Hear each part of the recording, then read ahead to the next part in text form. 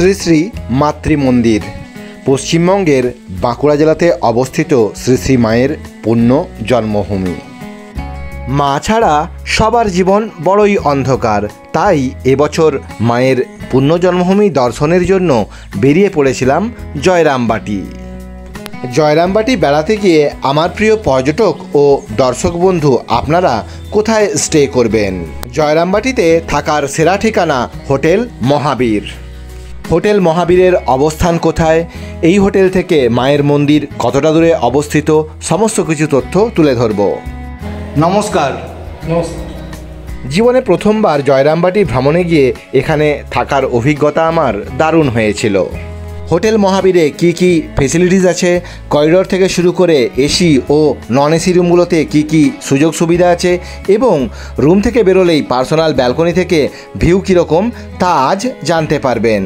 রাস্তাঘাট না চেনা গ্রামের ছেলে পিন্টু চিত্রকরের ইউটিউব চ্যানেলে সবাইকে সুস্বাগতম, ওয়েলকাম। তো চলুন এই হোটেল মহাবীরটা আপনাদেরকে ঘুরিয়ে দেখানো যাক, জয়রামবাটির গল্প শুরু করা যাক। হোটেল মহাবীরের কর্তা শ্রী বলরাম মুখার্জি বাবুর সাথে একটু আলাপচারিতা হয়ে যাক। স্যার নমস্কার। পথ চলা কবে থেকে শুরু হয়েছে? 2021 সালের জগদ্ধাত্রী তিথিতে 10ই নভেম্বর। চেক ইনের সময় সকাল 10টা, চেক আউটের সময় সকাল 9টা। হোটেলের সান্ধ্যকালীন রূপ।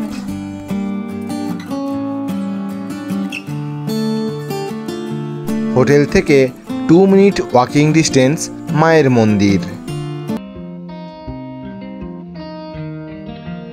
পার্সোনাল গাড়ি নিয়ে আসবেন, তারা তাদের গাড়ি রাখার জন্য এখানে ফ্রি পার্কিং এরিয়া পেয়ে যাচ্ছে। আর এই রাস্তাটাই সোজা মায়ের মন্দিরের দিকে চলে যাচ্ছে। পশ্চিমবঙ্গের বিভিন্ন প্রান্ত এবং প্রতিবেশী রাজ্য থেকে আপনারা সকাল সকাল জয়রামবাটি পৌঁছে যান। এই হলো সম্পূর্ণ রিসেপশন এরিয়া। আপনাদের চেক ইন ফর্মালিটিস পূরণ করুন। মায়ের মন্দিরে অন্নভোগ প্রসাদ গ্রহণ করতে হবে। যেদিন হোটেল মহাবীরে পৌঁছবেন সেদিনই এই অভিজ্ঞতা আপনাদের লাভ হবে। অন্নভোগ প্রসাদের তথ্যাবলী আপনাদের সামনে একটু পরেই তুলে ধরব। চলুন ফার্স্ট ফ্লোর সেকেন্ড ফ্লোরে যাওয়া যাক। আমি কর্তৃপক্ষের সাথে কথা বলে জেনেছিলাম ফার্স্ট ফ্লোর এবং সেকেন্ড ফ্লোরে যাওয়ার জন্য লিফট খুব শীঘ্রই চালু হতে চলেছে। আগত অতিথিদের নিরাপত্তা সুনিশ্চিত করার জন্য অগ্নি নির্বাপনের ব্যবস্থা আছে। ফার্স্ট ফ্লোরে পৌঁছে গিয়েছি। এই ফ্লোরটার নাম ইন্দ্রপুরী। পরিষ্কার ও পরিচ্ছন্ন। প্রশস্ত করিডোরের শেষ প্রান্তে একটি বেসিন আছে। এখন সেকেন্ড ফ্লোরের করিডোরে আছি। এখানেও ফায়ার এক্সটিংগুইশার লক্ষ্য করলাম। সেকেন্ড ফ্লোরে যে করিডোরটা আছে সেই করিডোরের নাম হলো Jhilimili. Second floor. First floor এবং সেকেন্ড ফ্লোর দুটো ফ্লোরেই আপনারা এসি এবং নন এসি রুম পেয়ে যাবেন। ফার্স্ট ফ্লোরের মতো এখানেও শেষ প্রান্তে বেসিন। আর এই হলো সেকেন্ড ফ্লোরের সান্ধ্যকালীন রূপ।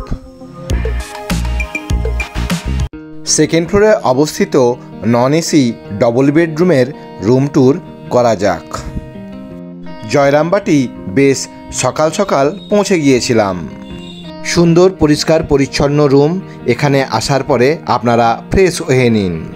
সাজুগুজুর জন্য একটা বড় আয়না আছে, এদিকে টেবিল, দুটো চেয়ার। এলসিডি টিভিটা কার্যকরী ছিল। পরিবার পরিজন আত্মীয় স্বজনের সঙ্গে আপনারা যখন হোটেল জয়রামবাটিতে স্টে করবেন তখন ভিউটা এমন পাবেন। আগেই জানিয়েছি সামনের রাস্তাটি মায়ের মন্দিরের দিকে চলে গিয়েছে। হোটেল মহাবীরে ওদিকে পার্সোনাল ব্যালকনিযুক্ত এসি রুমও আছে, আমি তাও একটু পরেই আপনাদেরকে ঘুরিয়ে দেখাবো। আলো হাওয়া বাতাসযুক্ত সুন্দর একটা থাকার ঠিকানা। নন এসি ডবল বেডরুমে আছে অ্যাটাচড বাথরুম। বাথরুমের ভিতরে গিজারের বন্দোবস্ত আছে। পরিষ্কার পরিচ্ছন্ন স্যানিটাইজড বাথরুম। আপনাদের এখানে কি কি ক্যাটাগরির রুম আছে? এসি এবং নন এসি দুই রকমের রুম আছে। সেকেন্ড ফ্লোরে অবস্থিত এসি রুম। এই এসি রুমের সাথেই আছে প্রাইভেট ব্যালকনি। জয়রামবাটির হোটেল মহাবীরে আপনারা কেন থাকবেন? এর ইউএসপি, এর ইউনিক লোকেশন, কারণ এখান থেকে বাস স্টপ আর সারদা মায়ের বাড়িটা খুবই সামনে। রুম থেকে বেরোলেই এরকম পার্সোনাল ব্যালকনি পেয়ে যাবেন।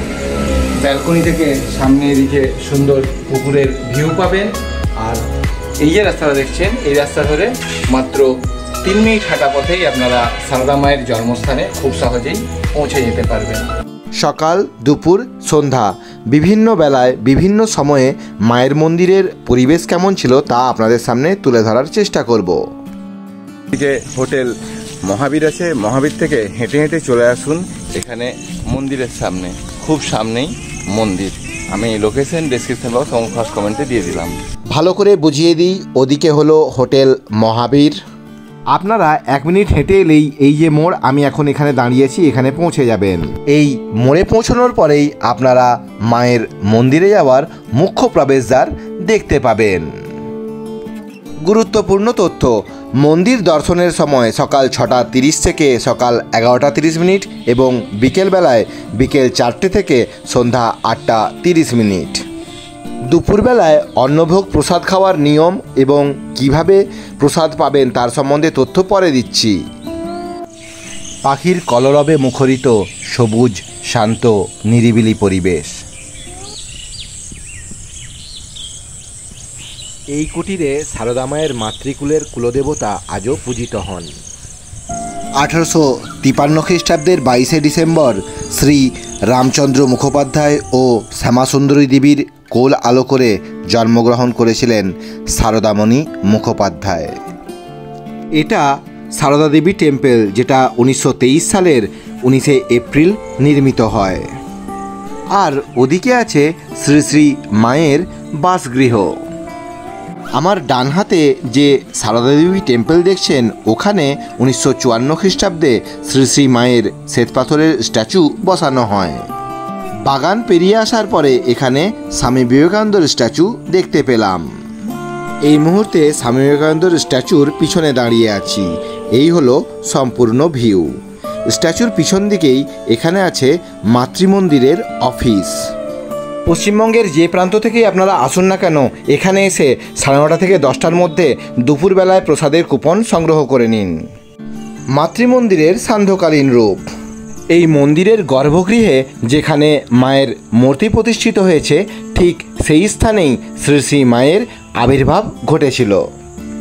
এই মন্দির নির্মাণের আগে এখানে যে বাস্তুভিটা ছিল, এই বাস্তুভিটাতেই শ্রী রামকৃষ্ণ পরমহংসদেব এবং মা সারদা দেবীর বিবাহ সম্পন্ন হয়েছিল। তারই ইতিহাস এখানে লেখা আছে। মন্দিরের সীমানার মধ্যেই এই পুকুর অবস্থিত। সকাল 9:30 থেকে 10টার মধ্যে আমি কুপন সংগ্রহ করে নিয়েছিলাম। চলুন এখন হোটেলে ফেরা যাক। হোটেল মহাবীরের আরও বেশ কিছু তথ্য সংগ্রহ করে নিই, তারপরে দুপুরবেলায় মায়ের মন্দিরে অন্নভোগ প্রসাদ গ্রহণ করতে যাব।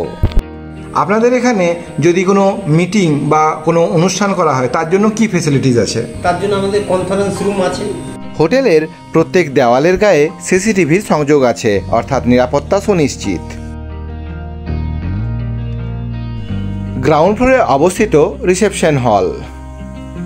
বাঁকুড়া জেলা এবং পার্শ্ববর্তী জেলার মানুষরা এখানে কোনো অনুষ্ঠান করতেই পারেন।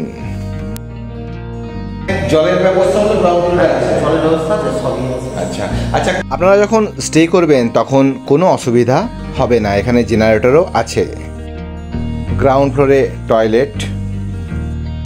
শহরে মোটামুটি যে সুযোগ সুবিধাগুলো পাওয়া যায় তার সমস্ত কিছুই এই হোটেল মহাবীরে আপনারা পেয়ে যাবেন।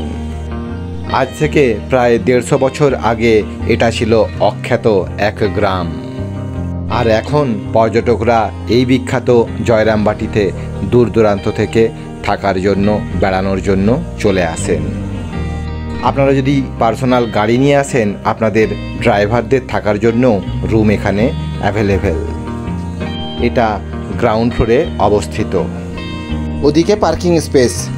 জয়রামবাটিতে যারা ফ্যামিলি নিয়ে আসবেন, ফ্যামিলিতে 4 জন কিংবা 6 জন সদস্য আছেন, কিংবা 5-6 জন বন্ধুরা মিলে বেড়াতে গেলেন, তাদের জন্য এই রুমটা।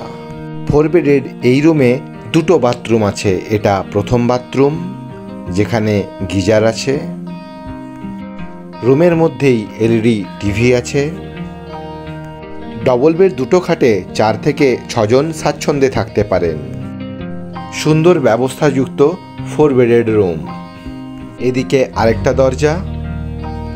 এই হলো সম্পূর্ণ রুমের চিত্র। রুমের ওদিকে ওয়েস্টার্ন স্টাইলের বাথরুম আছে, এদিকে ইন্ডিয়ান স্টাইলের বাথরুম আছে। এই হলো বাথরুম, পরিষ্কার ও পরিচ্ছন্ন।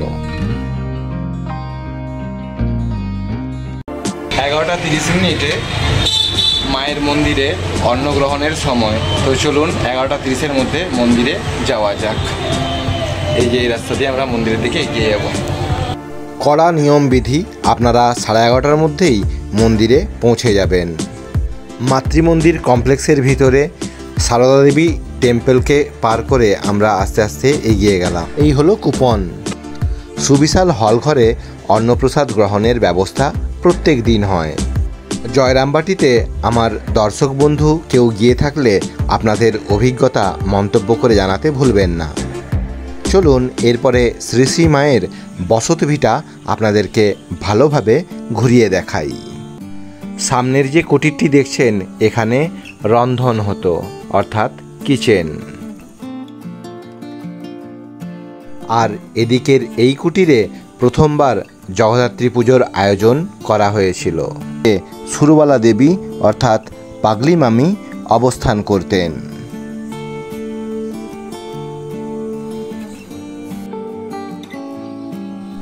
এরপরে বিখ্যাত সেই কুটির, মায়ের পুরাতন বাড়ি, যেখানে তিনি তার জীবনের অনেকটা কাল অতিবাহিত করেছিলেন, যেখান থেকে তিনি রামকৃষ্ণ পরমহংসদেবের সমাজ সংস্কারকে এগিয়ে নিয়ে গিয়েছিলেন।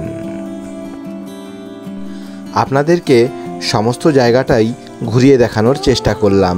সবশেষে শ্যামাসুন্দরী দেবী অর্থাৎ শ্রী শ্রী মায়ের মা জননী এখানে বসবাস করতেন।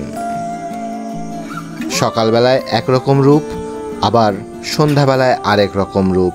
আপনারা সকাল, দুপুর, সন্ধ্যাবেলা মায়ের মন্দির ভালোভাবে ঘুরে দেখবেন।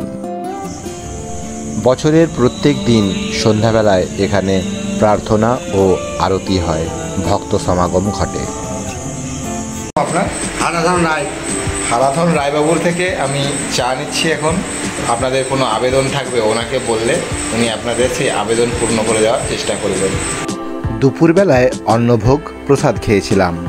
রাত্রিবেলায় চা সহযোগে টিফিন ভালোই হলো। হোটেল মহাবীর কর্তৃপক্ষকে অনুরোধ করলে ওনারা আপনাদের রাত্রিকালীন আহারের বন্দোবস্ত করে দেবেন। রাত্রিবেলায় ঘুম ভালো হয়েছিল, বারান্দা থেকে সূর্যের ওঠা দেখলাম। ঠাকুর রামকৃষ্ণ পরমহংসদেব সাদা বোঁদে খেতে বড় ভালোবাসতেন, তাই জয়রামবাটি থেকে যখন আপনারা বাড়ি ফিরে যাবেন অবশ্যই সাদা বোঁদে বাড়িতে সংগ্রহ করে নিয়ে যেতে পারেন। ভালো সাদা বোঁদে নেওয়ার জন্য বিশ্বস্ত ঠিকানা ইন্ডিয়ান সুইটস। যে সমস্ত পর্যটক জয়রামবাটি ভ্রমণে আসবেন, আপনারা এখান থেকে সাদা বোঁদে সংগ্রহ করে নিয়ে যেতে পারেন। আমি নিজে বাড়িতে নিয়ে এসে স্বাদ গ্রহণ করেছিলাম, অসাধারণ স্বাদ। দর্শনার্থী বা তীর্থযাত্রী যারা এখানে আসবেন, তারা এখানে বুকিং কিভাবে করবেন? তারা আমাদের যে আছে সেই নাম্বারে ফোন করলে আমরা সমস্ত কিছু জানিয়ে দেবো। আচ্ছা, আপনার ফোন নম্বরটা একটু বলেন। 7719172220। অ্যাকাউন্ট ডিটেলস আমরা পাঠিয়ে দেবো। সেই অ্যাকাউন্টে টাকা দিয়ে দিলে আমরা পেমেন্ট সেলে দিয়ে দেবো, অ্যাডভান্স। জয়রামবাটি ভ্রমণে যাওয়ার আগে আপনারা সরাসরি এই নম্বরে যোগাযোগ করে যাবতীয় তথ্য সহায়তা পেয়ে যাবেন। শ্রী বলরাম মুখার্জি বাবুর সহায়তা আপনারা পাবেন। জয়রামবাটি কিভাবে যাবেন? হাওড়া রেল স্টেশন থেকে তারকেশ্বর আরামবাগ হয়ে গোঘাট লোকাল যাচ্ছে। লোকাল ট্রেনে তারকেশ্বর আরামবাগ কিংবা গোঘাট পৌঁছানোর পরে ওই যে রাস্তা এসে পৌঁছেছে কামারপুকুর চটি। এই কামারপুকুর চটি থেকে জয়রামবাটির দূরত্ব মাত্র 7.5 কিলোমিটার। আপনারা টোটো, ই রিক্সা বা লোকাল বাস পেয়ে যাবেন। কলকাতা বারাসাত থেকে জয়রামবাটি যাওয়ার সরাসরি সরকারি বাসও অ্যাভেলেবেল। কলকাতা তারকেশ্বর কামারপুকুর চটির দিক থেকে আপনারা যখন আসবেন তখন জয়রামবাটিতে যে বাস স্টপে নামবেন তার নাম হলো মায়েরঘাট বাস স্টপ। আর এই রাস্তা সোজা মন্দিরের দিকে চলে গিয়েছে। আর এই রাস্তাটা কতুলপুর হয়ে বিষ্ণুপুর গেছে। নোট করে নিন, বাসের স্টপের নাম মায়েরঘাট বাস স্টপ। মোড়ে নামার পরে একটু হাঁটলেই সামনে ওই যে নীল রঙের বিল্ডিং হোটেল মহাবীর। বাবু, আপনার হোটেলে আমাদের স্টে দারুণ হয়েছে। আমি চাইবো জয়রামবাটি ভ্রমণে যারা আসবেন তারা আপনার এই হোটেল মহাবীরে এসে স্বাচ্ছন্দ্যে নিশ্চিন্তে থাকতে পারেন। আপনার এই আতিথেয়তায় আমি মুগ্ধ। আপনাকে অনেক অনেক ধন্যবাদ। নমস্কার। ঠাকুর রামকৃষ্ণ ও সারদা মায়ের প্রথমবার যেখানে সাক্ষাৎ হয়েছিল সেই জায়গাটা এর পরের পর্বে ঘুরিয়ে দেখাবো। সবাই সুস্থ থাকুন, ভালো থাকুন। জয় মা দুর্গা দুর্গা।